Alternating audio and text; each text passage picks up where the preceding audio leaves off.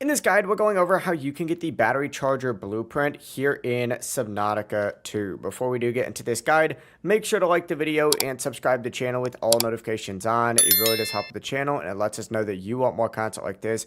We'd greatly appreciate it, and if at any point throughout this guide you did have any questions, just ask them down in the comment section below and we could help you out further. I'm going to be doing my best to reply to every single comment down there. Now, first things first, what we're going to do is start off at the life pod itself.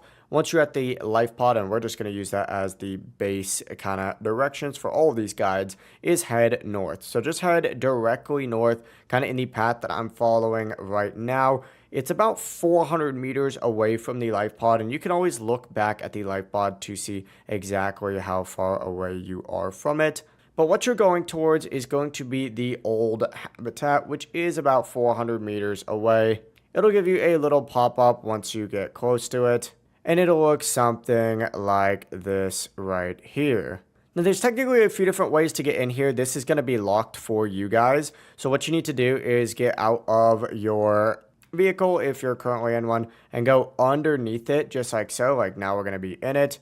And there is a lot of stuff to actually scan in here. The battery terminal can actually be found up in the top right. So if you enter from right here, make your way up this little ladder right here, all the way up to the top, and then go ahead and scan the first one on the wall right here. Once you scan that right here, you need to go ahead and make your way down this ladder all the way across this side right here. And then, of course, you can scan that next one right here. The process really is as simple as that. If you guys had any questions, ask them down in the comment section below and we could help you out further. I'm going to be doing my best to reply to every single comment down there. Before you do leave this guide, make sure to like the video and subscribe to the channel with all notifications on. It really does help us out and it lets us know that you want more content. Have a great rest of your day though. Peace.